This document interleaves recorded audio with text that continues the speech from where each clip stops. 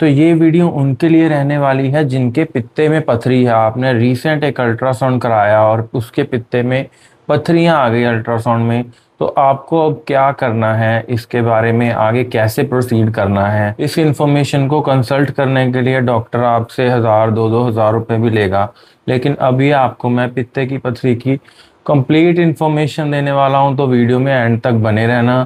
इसकी कॉम्प्लिकेशन, इसका इलाज, इसमें आगे आपको कैसे सोचना है, क्या करना है, ये सारी जानकारी आपको इस वीडियो में मिलेगी। तो पहला नंबर ये है कि पित्ते की पथरी से आपको क्या क्या होगा। आपको इंडाइजेशन हो सकती है, स्पेशली जब आप तेल वाला खाना खाएंगे तब आपको वो खाना हजम नहीं होगा और पेट में भारीपन महसूस होगा। और इस पित्ते की पथरी की कॉम्प्लिकेशंस क्या क्या होंगी। सबसे पहले तो ये पथरी पित्ते की नली में फंस सकती है, जिससे पित्ते में इन्फ्लेमेशन हो सकती है, जिसको हम एक्यूट कोलिसिस्टाइटिस कहते हैं।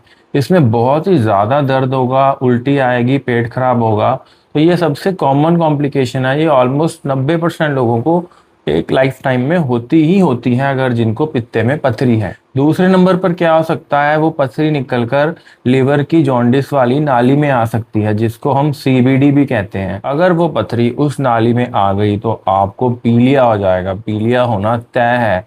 उसके बाद अगली इन्वेस्टिगेशंस एमआरसीपी, एमआरआई जैसी इन्वेस्टिगेशंस करानी पड़ती हैं, देखने के लिए कि वो पथरी नाली में तो नहीं आ गई। ये भी बहुत कॉमन है, बहुत सारे मरीजों में ये पथरी नाली में आती है और इससे बहुत ज़्यादा डरना चाहिए आपको कि वो पथरी कहीं नाली में ना आ जाए, क्योंकि इससे आपकी सेहत बहुत खराब होने वाली है। और तीसरे नंबर पर अगर ये पथरी पैंक्रियास तक पहुंच गई तो आपको एक्यूट पैंक्रेटाइटिस तक हो सकता है।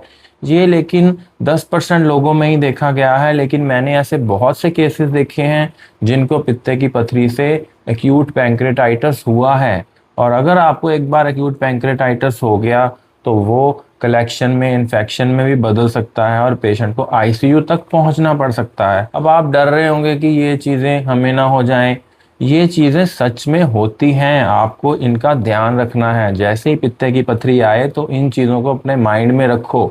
आपको डॉक्टर भी एक्सप्लेन करेगा कि ये चीज़ें हो सकती हैं, क्योंकि वो अपने आप को भी सेफ साइड रखना चाहता है। चाहे ये 1% में ही हो, लेकिन आप उस 1% में तो नहीं ना आना चाहते। कोई भी उस 1% में नहीं आना चाहता, क्योंकि लॉटरी सबको चाहिए, लेकिन वो 1% में कोई नहीं आना चाहता जिसमें उनकी जिंदगी को खतरा हो सके। और लास्ट कॉम्प्लिकेशन, अगर आपको शुगर भी है और पित्ते में पथरी हो गई तो पित्ता फट सकता है। जी हाँ, शुगर वाले पेशेंट्स में पित्ता फटना तय है। हमेशा पित्ता फटता है और एक बार पित्ता फट गया फिर उसका कोई भी इलाज नहीं है। फिर आपका ऑपरेशन होगा, पूरा पेट खुलेगा और सारी सफाई होगी, ये बात सर्जरी तक पहुंच जाएगी, फिर आईसीयू। तो शुगर वाले पेशेंट तो बिल्कुल ही पित्ते की पथरी को इग्नोर ना करें, वो जल्द से जल्द इसका इलाज कराएं। तो अब इसका इलाज है क्या। बहुत सारे लोग देसी दवाइयां बोलेंगे आपको ये खा, तो मैं शर्त लगाता हूँ जो देसी दवाई से पित्ते की पथरी को घोल देगा, मैं उसको 1 लाख रुपया अपनी तरफ से दूंगा। और उस दवाई से मैं तो आगे इस दवाई को प्रमोट करूंगा, यूएस वालों को दे दूंगा। वो तो नोबेल प्राइज दे रहे हैं जो पित्ते की पथरी को दवाई से खोल सके। लेकिन पित्ते की पथरी किसी भी दवाई से नहीं घुलती है, वो एक बार बन जाती है तो वो हमेशा पित्ते में ही रहती है। और अगर मान लो आपने पित्ते की पेन को इग्नोर किया और दवाई ववाई खा के उसकी पेन को सप्रेस करते रहे, तो कुछ सालों बाद पित्ता सुंगड़ जाएगा, वो छोटा सा हो जाएगा, उसको क्रॉनिक कोलिसिस्टाइटिस कहते हैं। उससे पित्ता लिवर को भी चिपक जाएगा और तब आप अगर सर्जरी कराने का सोचोगे तब सर्जन को भी मुश्किल होगी, क्योंकि चिपका हुआ पित्ता लिवर से निकालना उनके लिए और मुश्किल होता है। बहुत सारे सर्जन आपका केस लेंगे भी नहीं। इसका इलाज है क्या। इसका इलाज सिर्फ एक है, वो है पित्ता निकलवाना।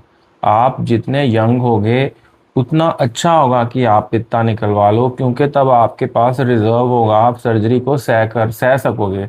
लेकिन अगर जरा आप बूढ़े हो गए तब आप सोचोगे मैं पित्ता निकलवाऊं, तब आपकी सर्जरी और रिस्की होगी, कॉम्प्लिकेशंस और बढ़ेंगी। इसलिए young age is the best time to remove your gall bladder. पित्ता निकालने के बाद क्या होगा ये आपको कोई भी सर्जन नहीं बताएगा पहले कि पित्ता निकालने के बाद क्या होगा। वो आपको बाद में बताएंगे कि पित्ता निकालने के बाद क्या होता है। तो होता क्या है, इंडाइजेशन तो फिर भी रहती है कुछ 6 महीने तक, तो आपको फिर भी खाना अच्छे से हजम नहीं होगा। लेकिन 6 महीने बाद बॉडी को उसकी आदत पड़ जाती है, हमारा गट उस तरह से अडेप्ट हो जाता है कि अब पित्ते के बिना भी वो खाना डाइजेस्ट कर सकता है। लेकिन इसके अलावा फिर भी आपको चाय और फैटी फूड से दूर रहना है, क्योंकि बदहजमी के चांसेस फिर भी रहते हैं। लेकिन पित्ता निकाल के आप एटलीस्ट उन कॉम्प्लिकेशन से तो बच जाते हो जो पित्ता होते हुए हो सकती थी, जैसे पित्ते का फटना या पैंक्रेटाइटिस या जॉन्डिस जैसी चीजें, उससे आपका बचाव हो जाएगा। और एक लास्ट चीज जिसको बोलते हैं पोस्ट कॉलिसिस्टेक्टमी सिंड्रोम,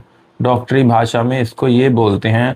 इसमें होता है कि पित्ते की पत्थरी पित्ता निकालने के बाद भी आपको दर्द रहता है, आप हमेशा के लिए डॉक्टर के ग्राहक बन के रह जाते हैं। उसके लिए आपको ये अगर परहेज जो आपको बोले हैं वो आपको करने होंगे। अगर आप वो परहेज नहीं करोगे तो आप पोस्ट कॉलिसिस्टेक्टमी सिंड्रोम में भी फंसोगे। इसलिए पित्ते की पथरी का इलाज तो यही है कि आप पित्ता निकलवाओ, लेकिन उसके बाद भी परहेज करना जरूरी है। ऐसी वीडियोस और देखने के लिए हमारे चैनल में हमारे साथ बने रहें और मैं आपको मिलूंगा ऐसी ही नॉलेज लेके नेक्स्ट वीडियो में।